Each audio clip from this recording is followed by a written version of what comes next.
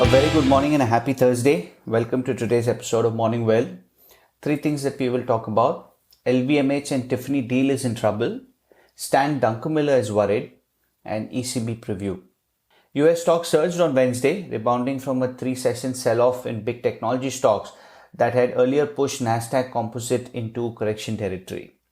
Stocks that drove the downturn, Apple, Microsoft, Amazon, among others, led the bounce back as well, all climbing at least 3.7%. The gains pulled Nasdaq up by 2.7%, recovering some of the losses it suffered during its steepest 3-day drop since March. The Dow was up as well, up 1.6%, and the S&P 500 was up 2%.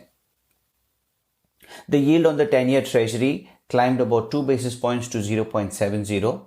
The dollar fell versus major peers and oil turned slightly higher.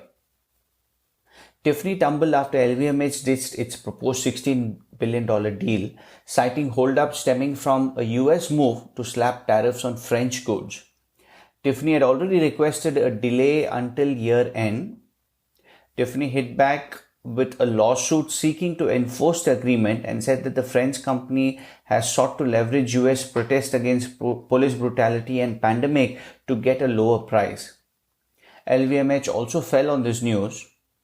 The Louis Vuitton maker is still expected to file for the EU approval for the deal, possibly as soon as this week is what CNBC is reporting, adding that Bernard Arnault is looking for a price cut. Separately, the breakup may bring about the demise of about $10 billion in debt.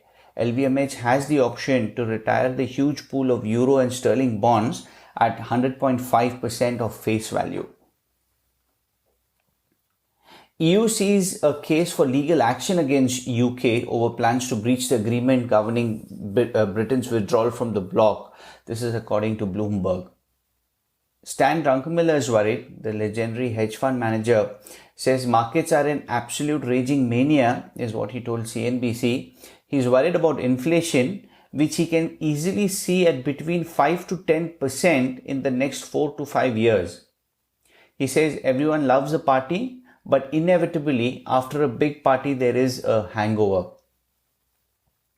On vaccine news, BioNTech and Pfizer will supply the EU with 200 million doses in the biggest initial order for the US-German partners.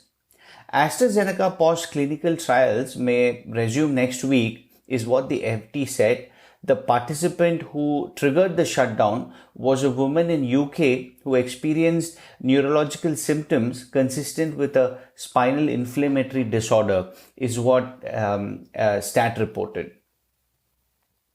Overseas, the pan-continental stocks Europe 600 rose 1.6%.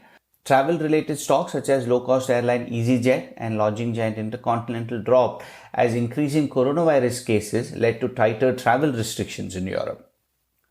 Oil prices rebounded a day after its biggest fall in months. WTI gained about 3.5%. In a sign of recovering demand, the fall in producer prices at China's factories eased in August, according to the data that we saw come out yesterday. On the FX side, the Canadian dollar traded higher following Bank of Canada's monetary policy announcement. As expected, BOC left interest rates unchanged and said the economy is recovering as expected. The European Central Bank's monetary policy announcement is probably the most important risk event this week. Based on persistent weakness of the euro, investors are bracing for ECB dovishness. President Lagarde has every reason to be dovish. Honestly, Europe is in the midst of a second wave. Brexit talks are breaking down, posing a threat for the entire region. The euro is strong, growth is moderating, and inflation is very weak. The second quarter was a rough one for the Eurozone, and while Q3 looks better on almost every angle except for inflation, which is almost in deflationary territory, the risk of correction in markets and virus cases hampering economic activity makes it hard to trust that the improvements in the August PMIs are durable. Given Federal Reserve's recent change to their inflation strategy, investors will be looking to see if ECB tweaks its policy guidance. Low inflation is actually a bigger problem in Europe than the US. German year-over-year CPI is flat.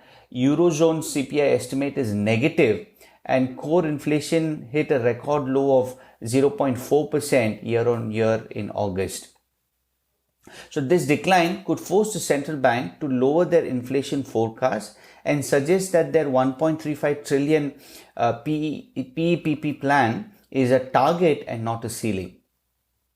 Following ECB chief economist Lien's comments that the euro-dollar rate does matter, we are looking for ECB President Lagarde to express the same frustration or touch upon this issue as well. That's the update. Stay safe and healthy, everyone, and speak soon.